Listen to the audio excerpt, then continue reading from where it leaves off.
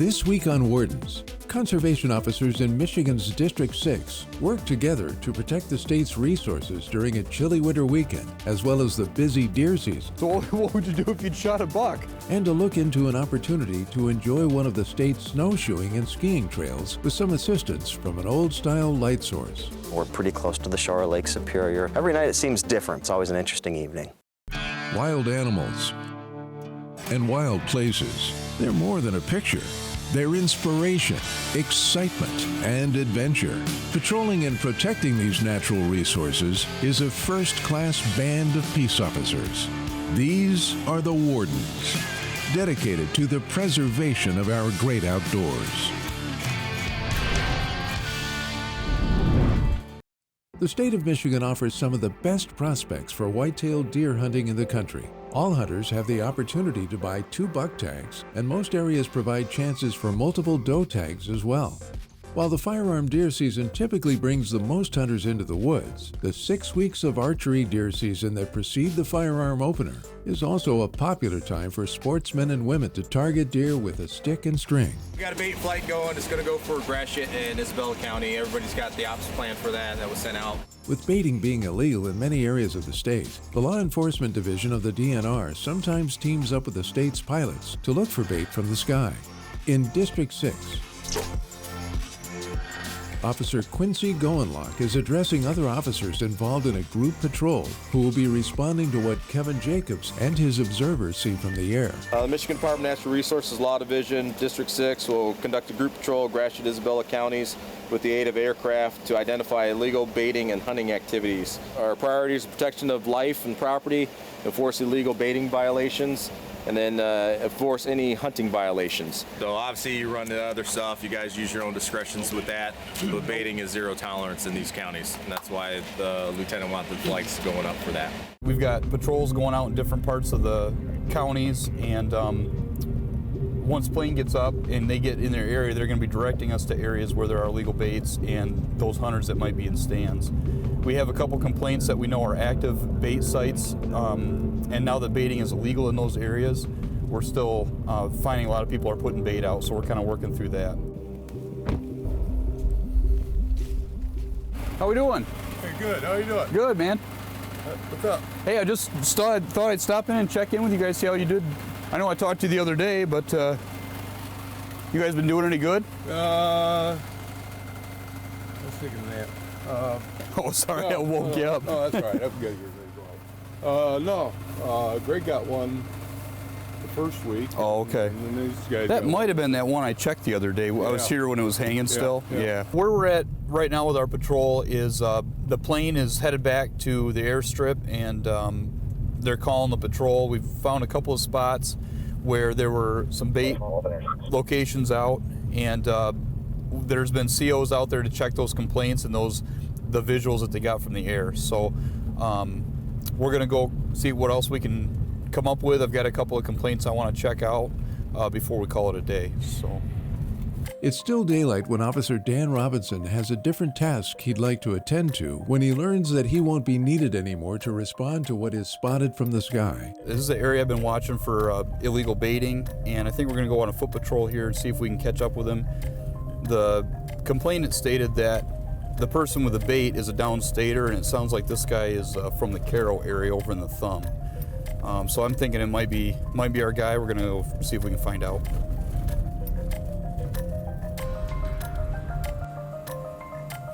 I think he's in that stand. I think I can see him there. So I think what we'll do is head up to where I think they're walking in, and we'll go see if we can make contact. That's fine. I just thought if somebody was still working their way back, if they're in the area, Meridian and Vernon, I'm walking out on this guy with a bait pile. I just thought somebody could sit on his truck in case he heads out the back way. Upon getting to the hunting property, CO Robinson takes off on foot to get to the tree stand that he's already seen previously. How we doing? Good. Conservation officer, why don't you come on down?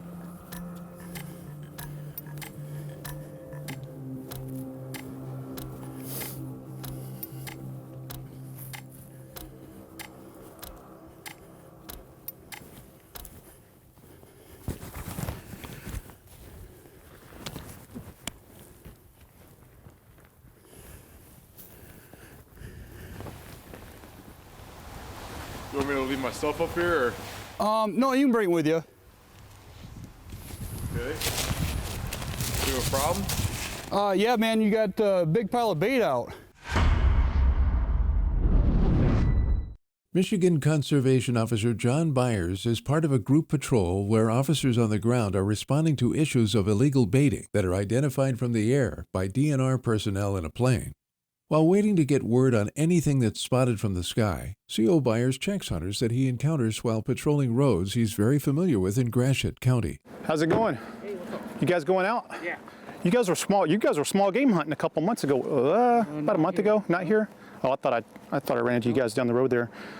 Yeah, not here. You guys got your hunting license and your Yes, I do. license? Where you guys from? I'm from Dansville, Mason. Okay.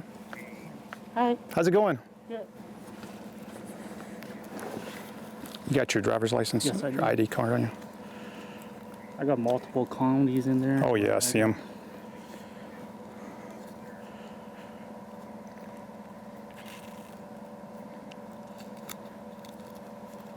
Do you know what tag you're supposed to put on if you get a doe? I don't have a doe here. You don't? I only got 019, or I got a buck tag here only. I didn't buy a doe here. Well, it's archery season though. What does the hunting guide say? Hunting guide, if you get, you can do the regular. Yeah, you The can, regular for a doe. Yeah. But I'm not shooting does. Oh, you're buck Yeah, hunting? yeah, Okay. buck hunting. Yeah, a lot of people don't realize during archery season, and this is the chronic wasting management zone that Yeah. you can put them on. Yeah. You're from Holt? Yeah.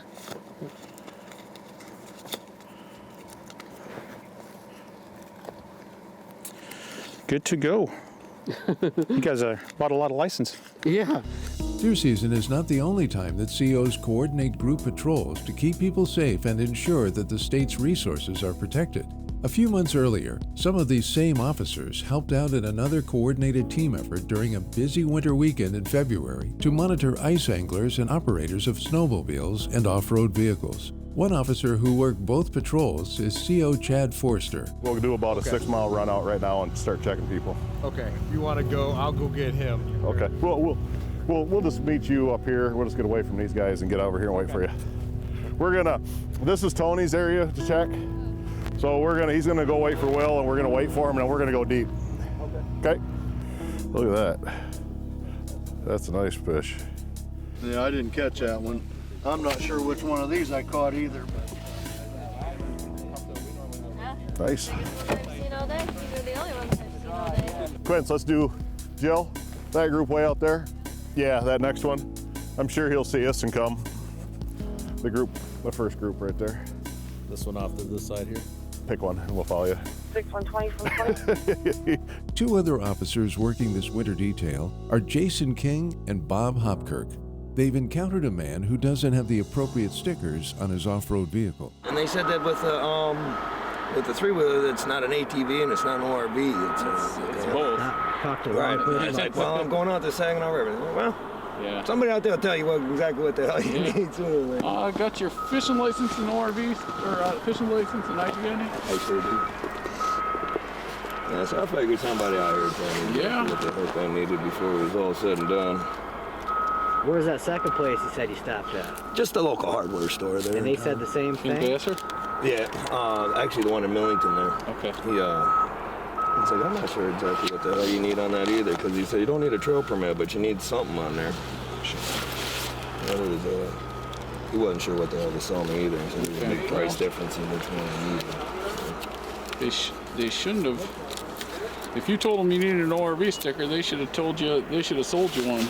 Well, I'm buddies with those guys there in the hardware store, and he's like, the one's really expensive, and the one's only like $13 or $14. So you should be able to get away with like the $14 one. Well, you need the basic ORV sticker, which is $26. That'd be the extra $10 one you don't need because that's if you ride trails up north. Okay. Yep. All right. Well, I'm gonna run some lean traffic, and unfortunately, you don't get no fish to measure yet. No fish to measure? Well, that's a bummer. Yeah, buddy. In this case, for failing to license his ORV, this man was found responsible and paid a court-ordered fine of $120. All right. Take care. Appreciate your attitude. Just make sure you grab one before you come out again. Absolutely. Okay. We'll make sure we get the right one. All right. Thank you.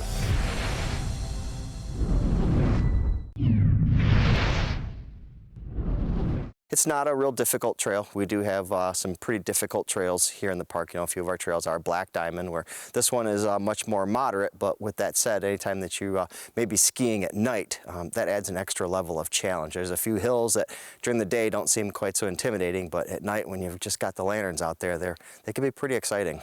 For almost 25 years, at Michigan's biggest state park, every Saturday night from around Christmas to the end of February, if the weather conditions are right, visitors have the opportunity to navigate a 1-mile trail that's illuminated by lanterns. I really like the fact where this part of the trail goes pretty close to the edge of Lake Superior. Earlier in the season when the waves are crashing up on the ice and you'll see the big ice formations will start making, it's pretty neat. Sometimes they'll get just the right conditions, they'll make these, they look like ice volcanoes where there'll be kind of this central hollow cone. The waves will hit and the water will shoot right up the middle of the ice formation, then it'll splash out on the outside. And if it's really cold and big waves, then the ice will form as the water is landing, and that's really neat to watch that happen. Bob Wild has been getting the trail ready for visitors at Porcupine Mountains Wilderness State Park for 14 years. And his predecessor started the program 10 years prior to Wild's arrival. So right now there's about 65 lanterns out on this loop. They're kind of spread out. Some places they're a little closer together. You know, if they're more difficult stretches of trail, I'll have more lanterns, you know, where there's curves or downhills. But if it's a long, straight, flat, narrow stretch, I'll spread the lanterns out a little bit further there so people can get a little bit more of the kind of the night experience. Winter weather in this part of Michigan can be brutal at times. But during the period that Bob Wild has helped out with a lantern-lit trail, he's always had visitors. During decent conditions, we probably average between 60 and 80 people out here. This weekend last year, we had about 220 people come out on it. So it can be pretty busy out here. But yet there's nights when if the wind's really howling and it's not very nice, that not nearly that many people come out. But I've never been skunked. I've always had people come out on it. Halfway through their trek on the Superior Loop, the people who are using the trail with the help of lanterns can take a break and get a snack at the warming shelter and enjoy a campfire. I got 2 marshmallows. If you guys want, there's hot refreshments inside there. There's a couple of kettles on the wood stove with water, and there's stuff for tea, hot cocoa, cider, coffee, so help yourselves. Those who use the trail while it's lit by lanterns range widely in age, as well as how they choose to navigate the trail. Most people either ski or snowshoe it. When I first started doing this trail about 14 years ago, it was primarily almost all skiers that were coming out and doing it. Now we're kind of seeing the trend where it's much more snowshoers who are coming out here. But we still get both coming out, and it's people of all ages. You know, we got families pulling kids in sleds all the way up to you know, retirees coming out here. So it's a little bit of everybody who comes out and does it. Some of my favorite nights are the nights when it's really snowing hard and kind of just see this, you know, this kind of glowing globe from the light of the lantern lighting up the snow as it's falling.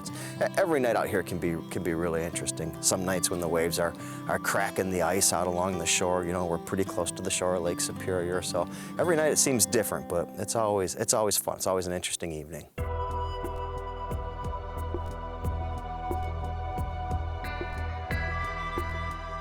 Michigan Conservation Officer Dan Robinson started his shift by attending a briefing for the officers assisting with a group patrol that was utilizing a plane to locate illegal bait from the air. After receiving word that the plane was done for the day and returning to the airport, Officer Robinson went to check out a spot where he'd found illegal bait about a week earlier. Upon his arrival, he found a hunter in the tree stand and asked him to come down to talk to him. You got your licenses and stuff on you? It's back at my hunting property, or camp. Oh, you don't have your tags on you? Don't believe so. Okay. So what would you do if you'd shot a buck? My dad would bring the tags over. Okay. I gotcha. All right, man. Well, you know you got to have those on you, right? Just thought when I got one I had to have Yeah, it. no, you got to have them on you if one of us or another police department or law enforcement agency contacts you, you have to be able to provide those. So. Okay. All right, man. So really what brought me here and the reason I'm here today is because of the bait issue, right? Okay. I would imagine that you're well aware that bait's not allowed in our county. I'm not. With the, you know, this, you've heard of the CWD regulations and all that kind of stuff? I heard that. I didn't know it was in the county now. Yeah, you got to kind of watch that. So talk to me about the bait. You guys put that out then? I didn't put any of it out. We have a hunting camp that we have a bunch of leases on. Okay. And we yeah. So you guys lease this then from the property owner? Yeah. So I think what we'll do is why don't we meet you back at the car? We'll walk out before it gets too dark, and we'll meet you out there. And then maybe your dad will be there by then. Does that sound good? Yeah. Okay. You guys parked over here then? Yeah, we're off the road out on this side. Okay. So this is a case that I've been working for the past week or so. I got a tip that they were bringing in large amounts of bait to this location. Got a good picture of it, knew that the bait was here, and been kind of waiting for somebody to sit the stand. As we pulled in, we ran a truck plate. Didn't turn out to be this guy, but he was sitting in the stand and we could see that from the road. So we decided to take our walk and make contact with him. Michigan Conservation Officer Dan Robinson has encountered a hunter who was in a tree stand next to a bait pile and targeting white-tailed deer in an area where baiting is illegal. After chatting for a short time, they both leave on foot to get to their vehicles, which are parked in different locations. They agree to reconvene again within a half hour or so. When they meet up again, the hunter's dad has arrived at the hunting property. I'm Officer Robinson with the DNR, one of the Isabella County guys. So I got, he's hunting over that bait pile back there. Yeah. I'm assuming you guys know it's back there. Yeah. Who put it out there? I did. Okay. You guys know it's banned in Isabella County, or? I thought this was one of the surrounding counties that's going to be banned next year. No, this is in that area. It's in the same, it's all in that CWD zone. Technically, he should probably get the ticket for sitting on it. Wow. So it's again, it kind of puts him in a bad spot. But here's what I'm thinking.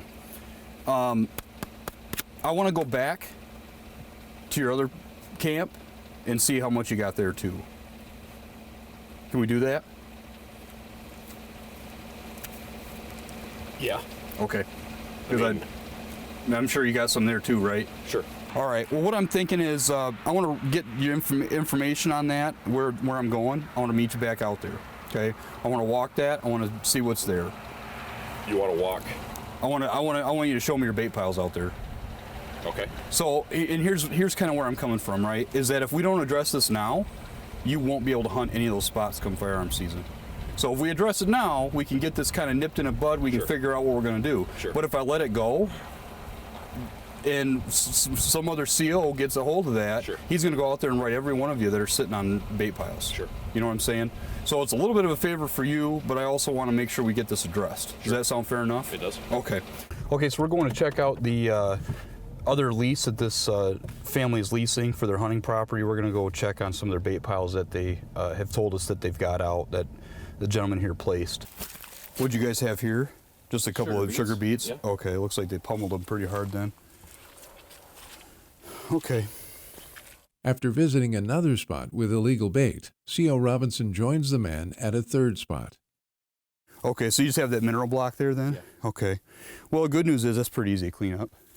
So you guys didn't bring any beets into this location yet? Earlier this year we did.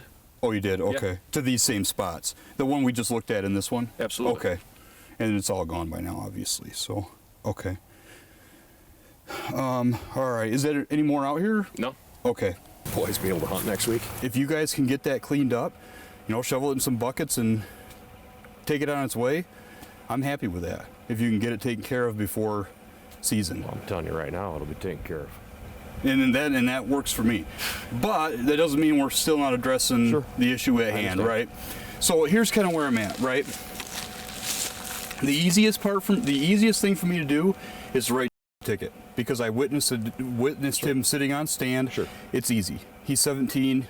If he was younger than that, it would be a little bit harder, but it could be done. Sure.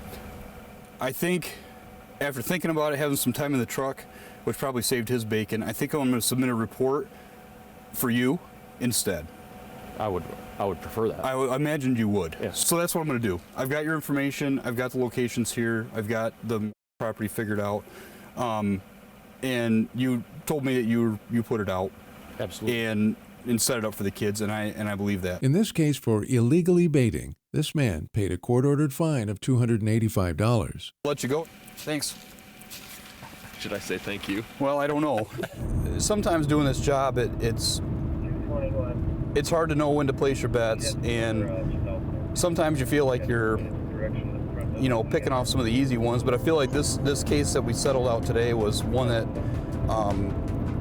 you know, I had to do surveillance on. I had to know the property, and had to work off a complaint that had pretty good information, but I still didn't know who was hunting it, where they were coming from, where they lived. I didn't have any information on it. It's just one of those things where being boots on the ground is going to make a difference. You got to be out there walking.